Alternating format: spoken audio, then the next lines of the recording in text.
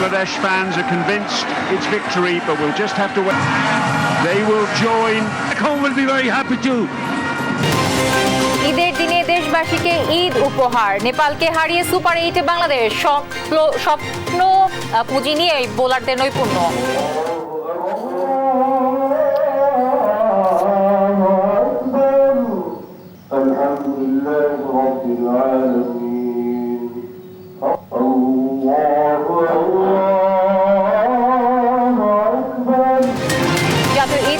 সারা দেশে ঈদ উল আজহার জামাত অনুষ্ঠিত, লাখ লাখ মুসল্লির নামাজ আদায়, দেশ ও জাতির মঙ্গল কামনা।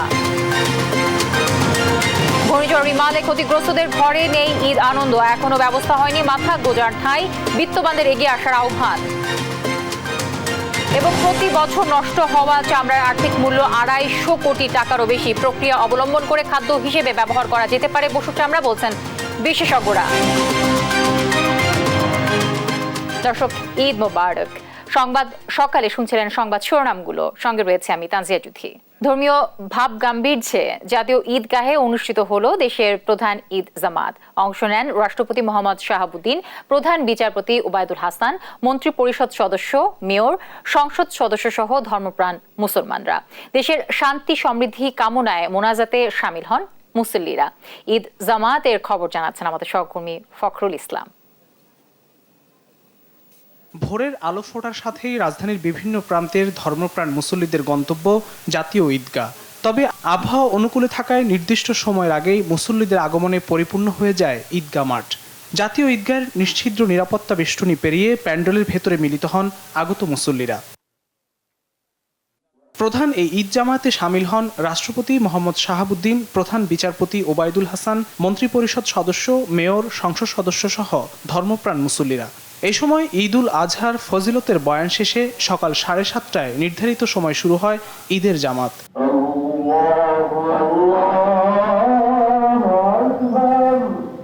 বাইতুল মোকাররমের খতিব মুফতি মাওলানা রুহুল আমিনের ইমামতিতে খুতবা ও নামাজ শেষে দোয়ায় শামিল হন মুসল্লিরা। এই সময় ঈদ উল আজহার ত্যাগের শিক্ষায় বিকশিত হোক শান্তি, এই দোয়া করেন তারা। আল্লাহ রক্ত চানা, মাংস চানা, আল্লাহ চাই তাকওয়া খোদাবৃত্তি।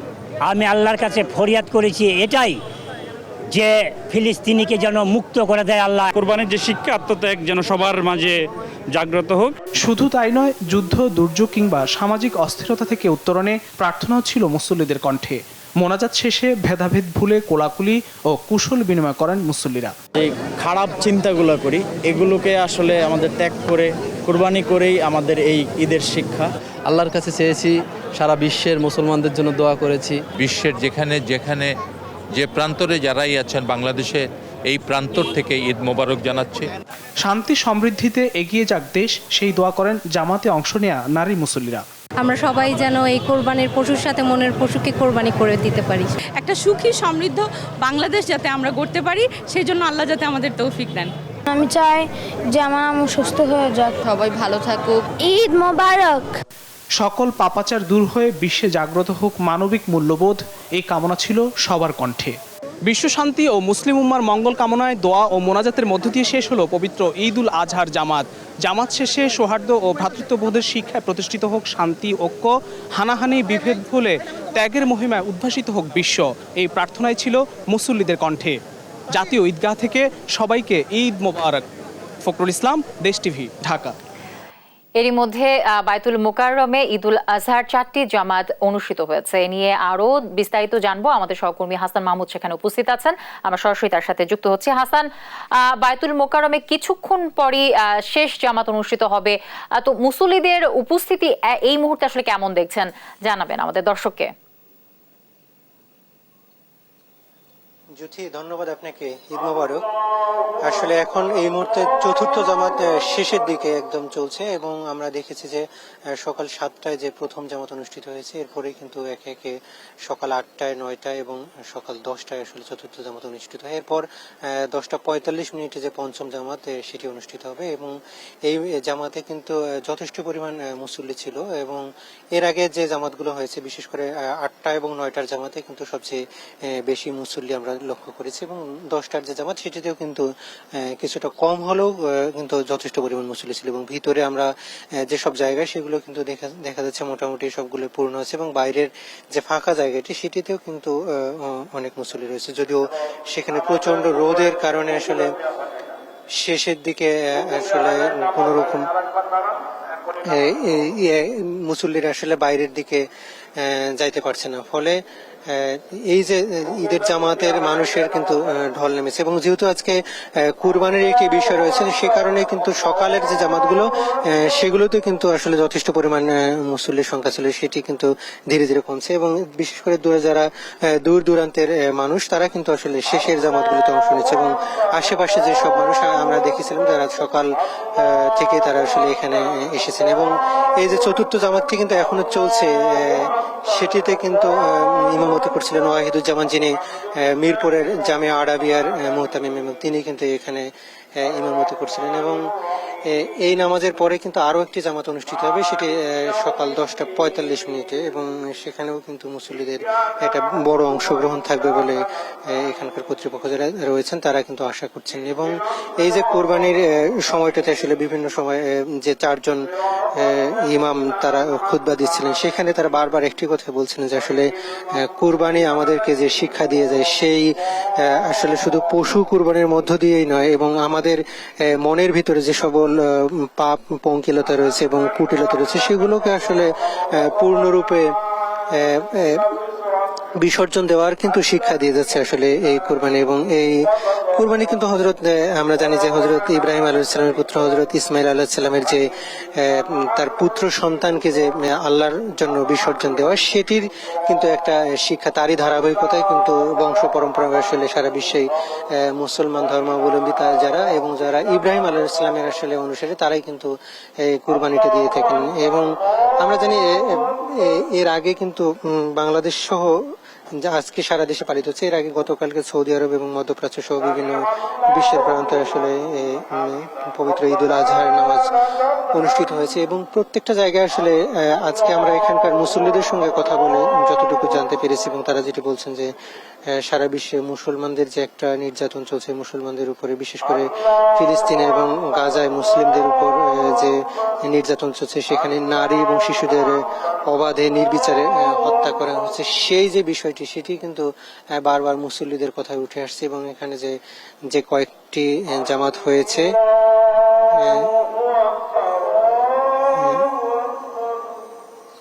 জুথি, আমরা চতুর্থ জামাতটি আসলে শেষ হয়নি, আমরা কিছুক্ষণ আগে দেখছিলাম যে সেখানে একটু ছোট্ট ভুলের কারণে আবার দ্বিতীয়বার সেই জামাতটি অনুষ্ঠিত হচ্ছে, আমরা একটু সেখানে অবস্থান করছি।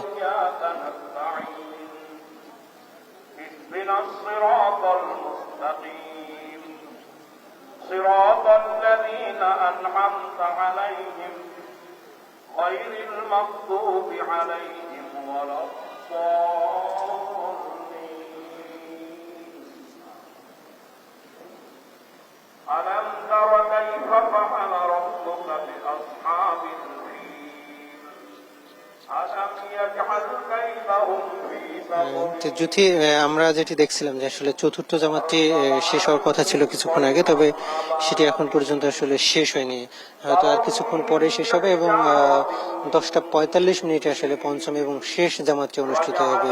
এর মধ্য দিয়ে আসলে পবিত্র ঈদুল আজহার যে নামাজ সেটি কিন্তু বিশেষ করে বাইতুল মুকাররম জাতীয় মসজিদে সেটি সমাপ্ত হবে। তো যদি এই ছিল আমার কাছে এখান থেকে সবশেষ পরিস্থিতি। আপনি থাকুন, আপনি আমাদের সাথেই। সম্প্রীতি ও ত্যাগের মহিমায় জাতীয় মসজিদ বায়তুল মোকাররমে সকাল 7টায় অনুষ্ঠিত হয় পবিত্র ঈদুল আজহার প্রথম জামাত। কোরবানির পশুর সঙ্গে মনের পশুত্ব কোরবানি দেয়াই এ ঈদের বড় লক্ষ্য বলে জানান মুসল্লিরা। এ সময় দেশ ও বিশ্ব শান্তি প্রতিষ্ঠায় বিশেষ মোনাজাত করা হয়। হাসান মাহমুদের রিপোর্ট, আরও জানাচ্ছেন নাফিয়া ফারজানা। স্রষ্টার পানে মার্জনায় উঠেছে বান্দার হাত, পাপ তাপের ফিরিস্তি তুলে মার্জনায় আমিন আমিন ধ্বনি স্রষ্টার কাছে। বায়তুল মোকাররম জাতীয় মসজিদে সকাল 7টায় পবিত্র ঈদুল আজহার নামাজের পর বিশ্ব শান্তি ও উম্মার কল্যাণে বিশেষ মোনাজাত পরিচালনা করেন বায়তুল মোকাররমে পেশ ইমাম হাফেজ মাওলানা এহসানুল হক। ফিলিস্তিনে মুসলমানদের উপর হওয়া নির্যাতনের অবসান হোক সেই দোয়াও করেন মুসল্লিরা। যত মুসলমানের উপর অত্যাচার হচ্ছে এর থেকে যেন আমরা নিষ্কৃত পাই।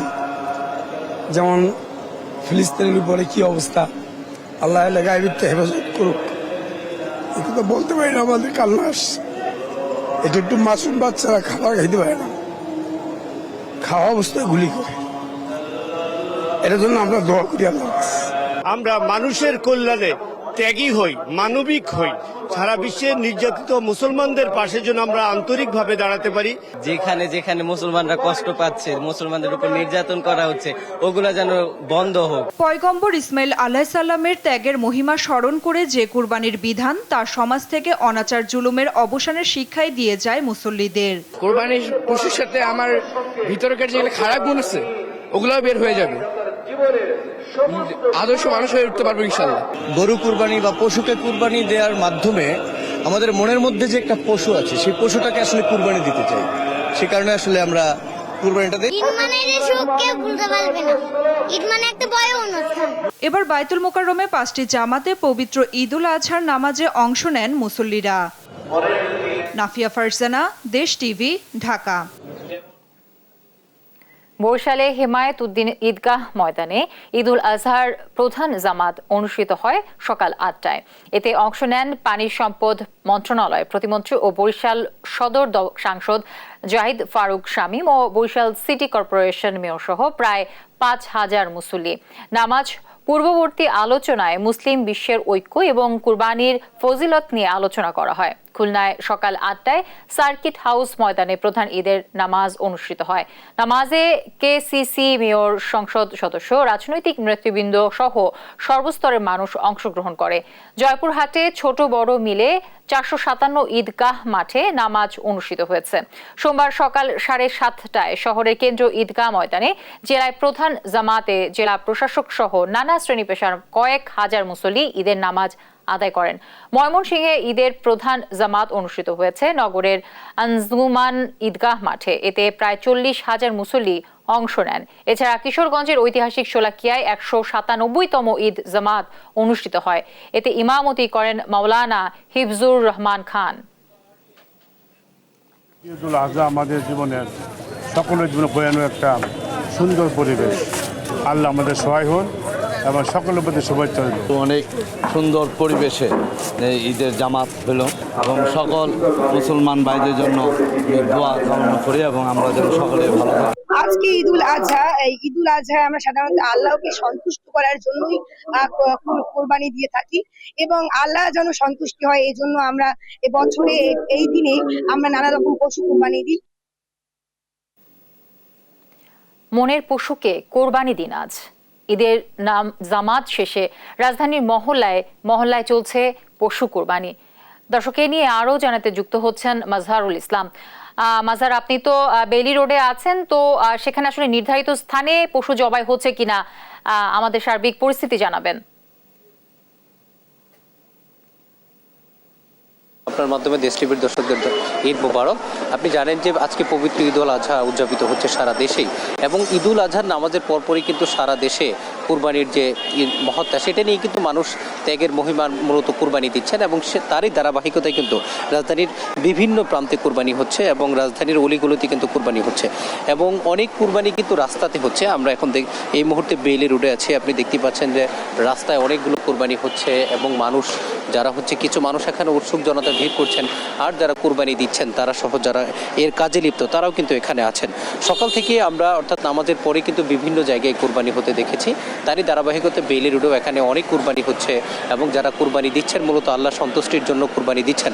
যদিও ডিএনসিসির পক্ষ থেকে অর্থাৎ ঢাকা 2 সিটি কর্পোরেশনের পক্ষ থেকে বলা হয়েছিল যে নির্ধারিত জায়গায় যদি কেউ কুরবানি দেয় তাহলে তাদেরকে পুরস্কৃত করা হবে, এমন ঘোষণার পরেও কিন্তু অনেকেই হচ্ছে বাসার পাশে, বাসার নিচে, আবার রাস্তাতেও কুরবানি দিচ্ছেন এবং এই রাস্তায় কুরবানি দেওয়ার ফলে কিন্তু এক ধরনের ভোগান্তি হচ্ছে এবং সাধারণ মানুষ যারা রাস্তাতে চলাফেরা করছেন তারা বলছেন এতে করে তাদেরকে ভোগান্তির মধ্যে পড়তে হচ্ছে। তারপরেও তারা কিছুটা মেনে নিচ্ছেন এই জন্য, কারণ কুরবানি হচ্ছে ত্যাগের মহিমায় মানুষ মূলত সৃষ্টিকর্তার সান্নিধ্য বা সন্তুষ্টির জন্যই মূলত কুরবানি দেন।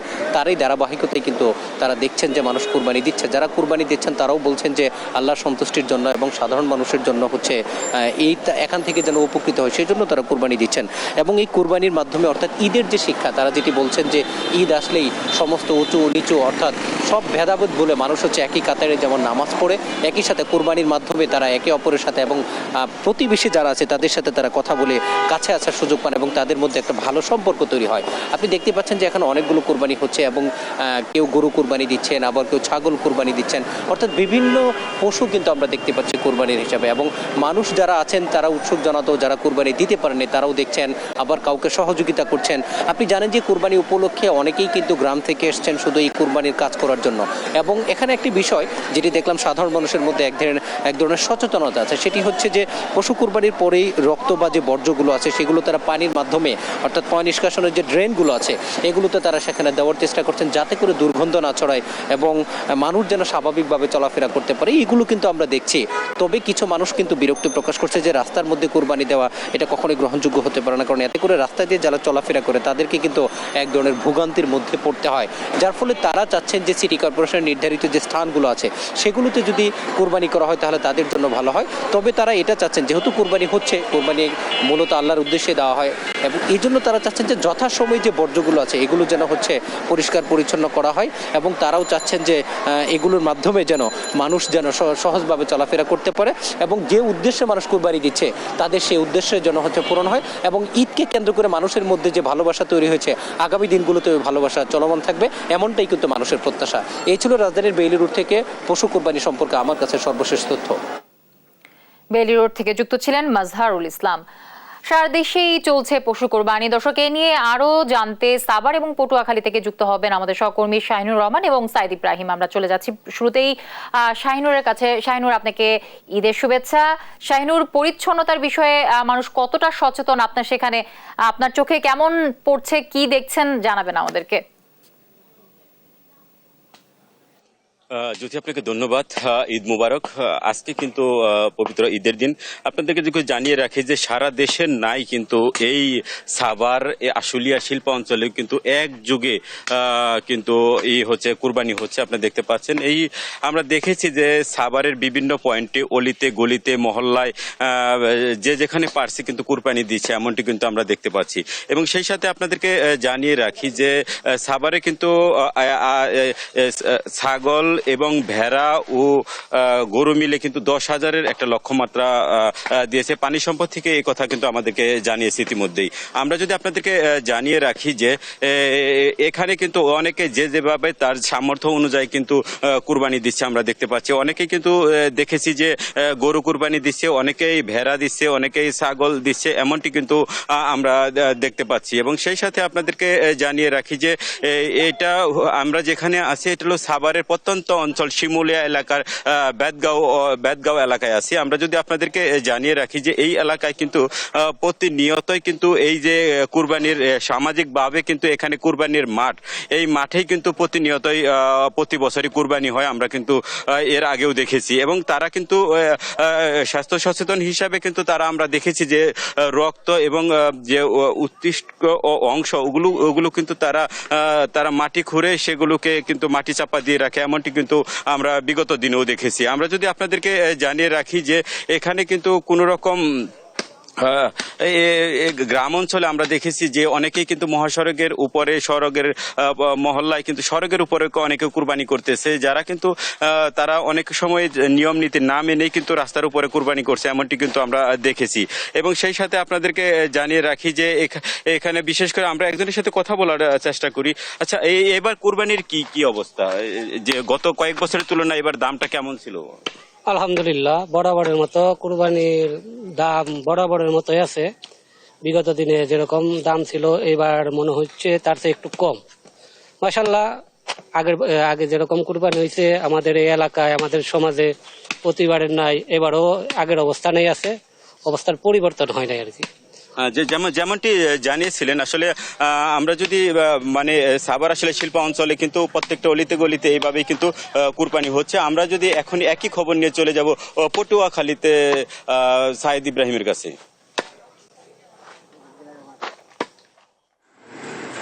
ঈদ মুবারক শাহিন আপনাকে।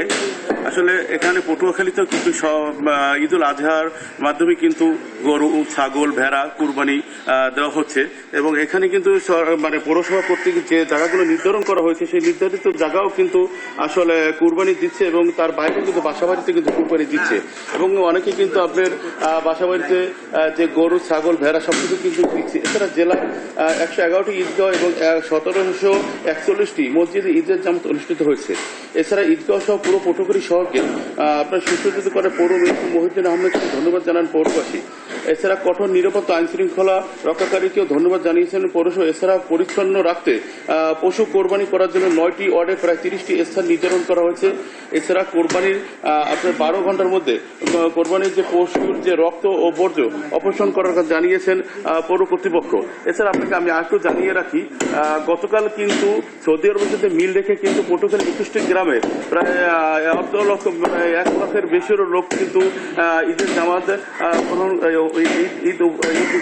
ঈদ করেছেন এবং এছাড়াও কিন্তু আপনি দেখতে পাচ্ছেন যে অনেকে কিন্তু আসলে তাদের বাসা বাড়িতেও কিন্তু আপনার গরু ছাগল কুরবানি দিয়ে কিন্তু সেগুলো কাটাকাটি করতেছেন এবং সবাই কিন্তু আসলে একটা আনন্দ উৎসবের মধ্যে থেকেই কিন্তু এই ঈদ উদযাপন করতেছেন। সবাই চাচ্ছেন যে তার ঈদে পুরো দিয়ে যে আপনার যে গরিব মিসকিন আছেন তাদের ভিতরে বন্টন করে দেওয়ার জন্য। এছাড়া অপসারণের ব্যাপারটাও কিন্তু তারা জানিয়েছেন এবং এছাড়া আপনার আরেকটু জানিয়ে রাখি যে ঈদকে ঘিরেই কিন্তু আপনার টোটাল যারা আছে সবাই যত গরিব মিসকিন আছে তারাও কিন্তু বাসা বাড়িতে আসতেছেন এই মাংস নেওয়ার জন্য এবং তারাও কিন্তু দেওয়ার জন্য আসলে প্রস্তুত রয়েছেন। এই ছিল কুরবানির খবর নিয়ে পটুয়াখালী থেকে আমার কাছে এখন পর্যন্ত তথ্য। আমরা ফিরে যাবো স্টুডিও জ্যোতির কাছে। ঘূর্ণিঝড় রিমালের তাণ্ডবে ক্ষতিগ্রস্তদের এখনো অনেকেরই ব্যবস্থা হয়নি মাথা গোঁজার ঠাঁই, তাই তাদের ঘরে নেই ঈদ আনন্দ। ঈদের দিনে এখনকার শিশুদের ভাগে জোটেনি জামা কাপড়, সেমাই কিংবা কোরবানির মাংস। এসব অসহায়দের মুখে হাসি ফোটাতে বিত্তবানদের এগিয়ে আসার আহ্বান নগরীর সমাজের। সহকর্মী শরীফুল্লাহ কায়সার সুমনের প্রতিবেদন, জানাচ্ছেন দেবাশ্রী বড়ুয়া। ছোট শিশু ইমামের জোটেনি কোনো জামা কাপড়।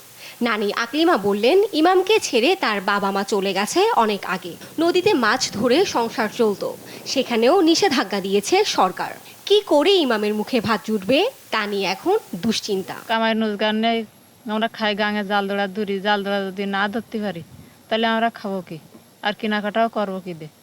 এই বছরের একটা দিন কোনো গোষ্ঠ কোনো কিছু ব্যবস্থা হয়নি। তাল খড়পেটুয়া নদী বারবার ক্ষতিগ্রস্ত করেছে এই অঞ্চলের মানুষকে। তার উপর কয়েকদিন আগেই ঘটে গেল ঘূর্ণিঝড় রেমালের তাণ্ডব।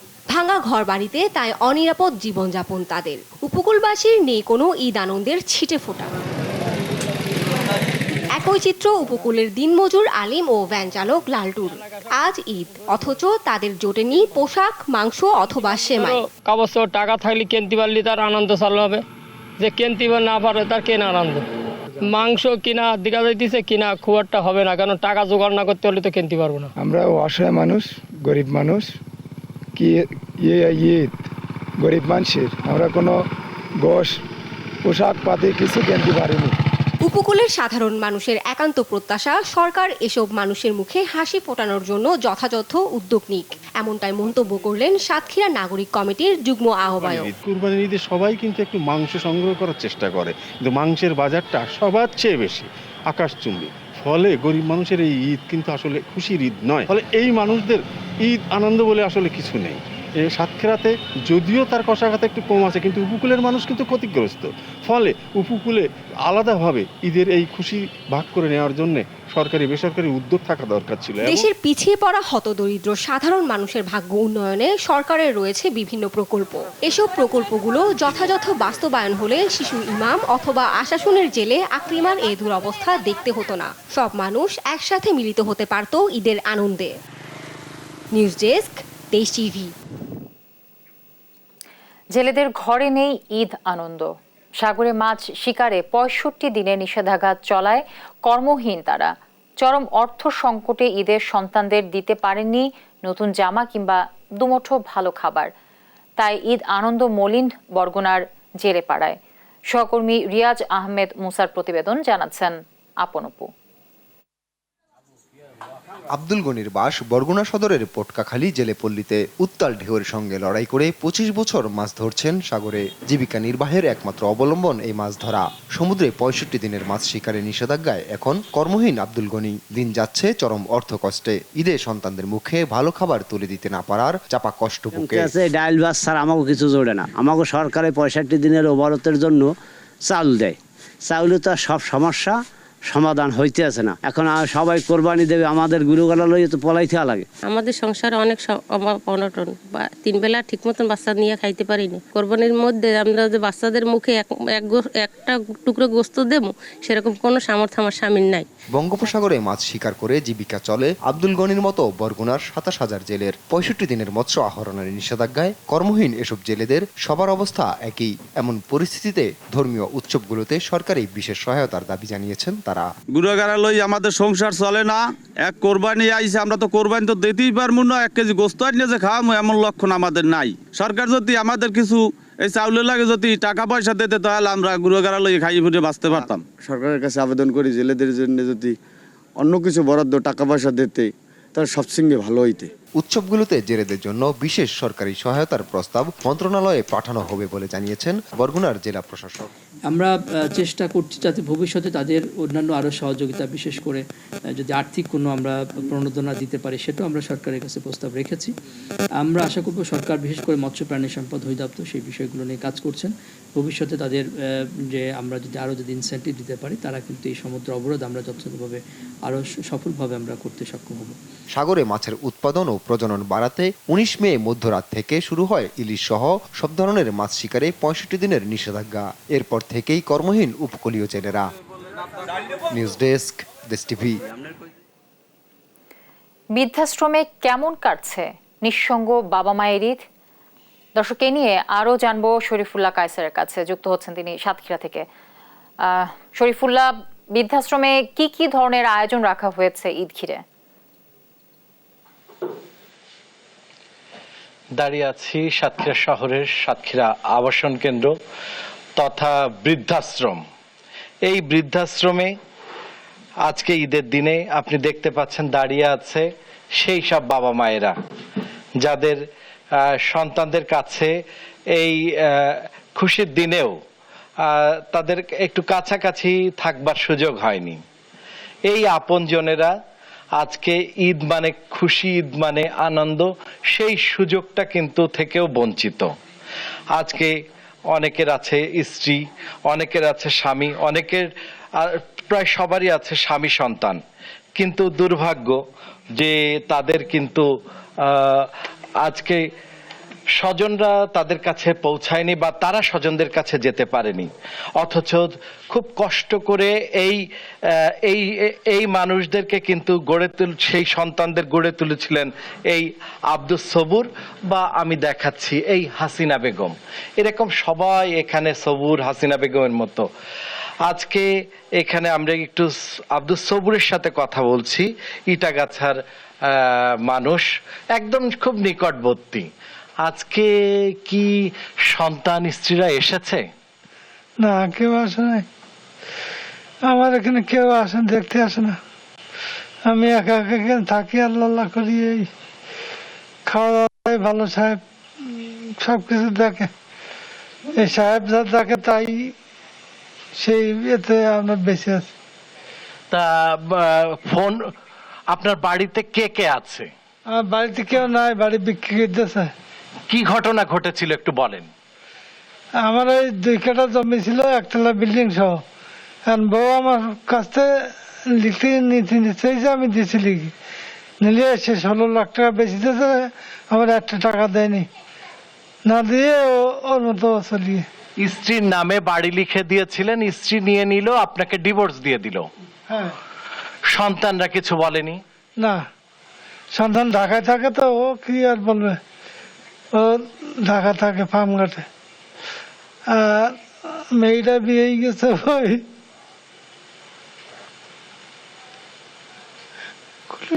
কুলিয়া বয়না ব্রিজ, সে ওখানে থাকে, আসে না, যায় না, আমার খোঁজও নেয় না। আমরা একটু এখানে আরেকজন হতভাগ্য হাসিনা বেগম, তার সাথে একটু কথা বলি। কেমন আছেন? ঈদ মোবারক। ভালো আছি বাবা। আজকে কে কে এসেছে? কেউ আসেনি, আমার কেউ নেই। কেউ নেই, একমাত্র সেই কালাম। আর সন্তানরা খোঁজও নিল না? না। এত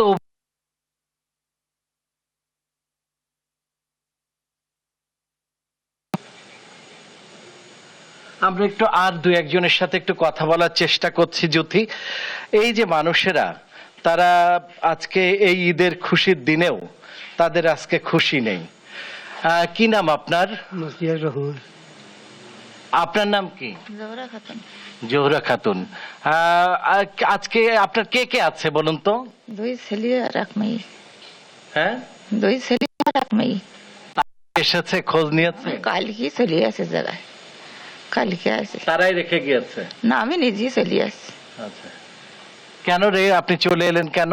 ছেলে বউ গন্ডগোল করে। ছেলে বউরা থাকার ব্যবস্থা করেনি? কাল আজ কাল চলে আস, তাহলে বোঝেন একটু। হ্যাঁ জ্যোতি, যেমনটি আমরা আসলে শুনছিলাম যে এই ঈদের খুশি, ঈদের আনন্দ যেসব মানুষদেরকে আসলে স্পর্শ করে না, তা আমরা দেখলাম এইসব সবুর, হাসিনা বেগম, এইসব মানুষদের।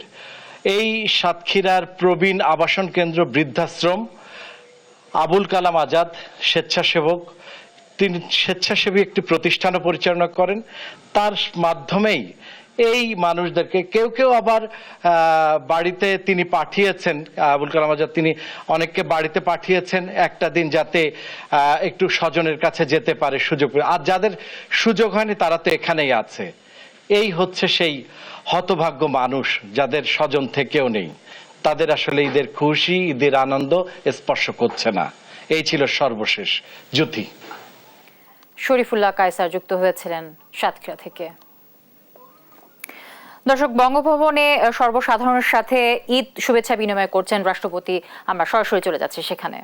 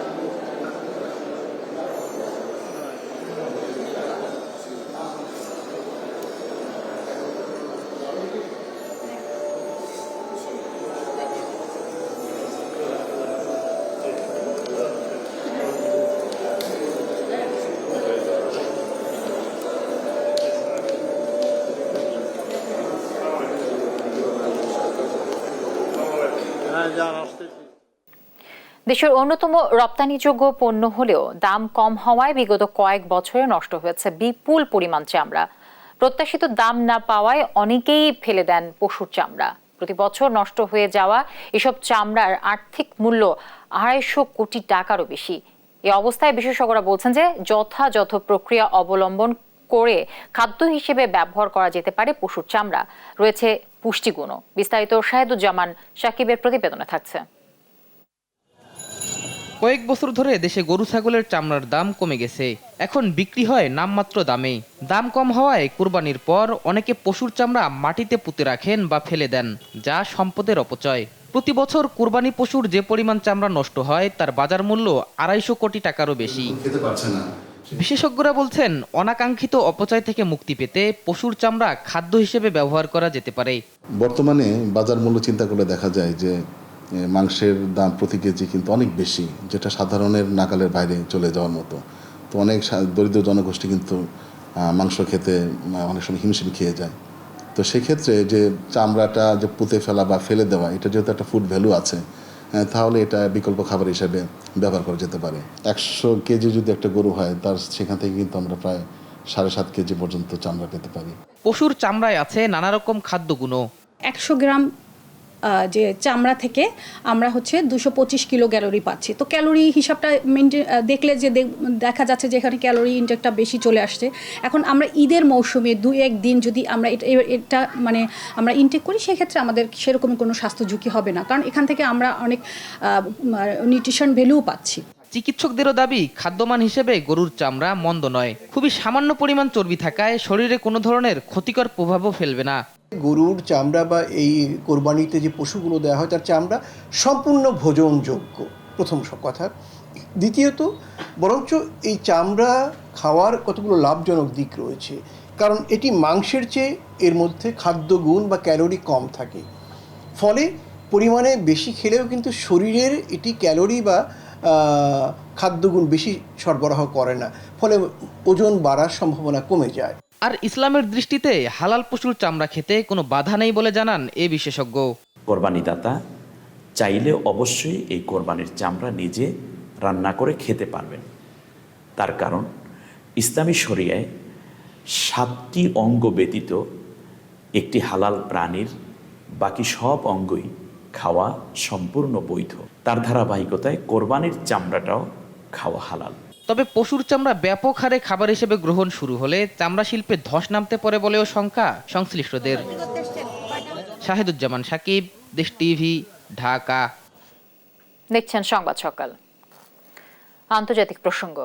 গাজায় ইসরায়েলি আগ্রাসনে একই দিনে নিহত হয়েছেন আরও অন্তত 41 ফিলিস্তিনি। এদিকে উপত্যকাটিতে গেল 8 মাসে অন্তত 15,000 শিশু প্রাণ হারিয়েছে বলে জানিয়েছে জাতিসংঘ। তীব্র খাদ্য সংকটের মধ্য দিয়েও যাচ্ছে উপত্যকার বাসিন্দারা। এই অবস্থায় গাজায় ত্রাণ পৌঁছে দিতে প্রতিদিন দক্ষিণাঞ্চলে গুরুত্বপূর্ণ সড়ক পথের আশেপাশে সব ধরনের সামরিক কার্যক্রম বিরতির ঘোষণা দিয়েছে ইসরায়েলি বাহিনী। আর দখলদার বাহিনীর এমন সিদ্ধান্তকে স্বাগত জানিয়েছে জাতিসংঘ। আফরিন মোয়ের রিপোর্টে বিস্তারিত। চারিদিকে শুধুই ধ্বংসস্তূপ, এর মধ্যেই থেমে থেমে সারাদিন ভরই চলছে হামলা। প্রাণ হারানোর ভয়, আতঙ্কে মানবেতর জীবনযাপন করছেন গাজার বাসিন্দারা। এই নারকীয় তাণ্ডবের মধ্যে উপত্যকাটিতে নেই কোনো ঈদের আমেজ।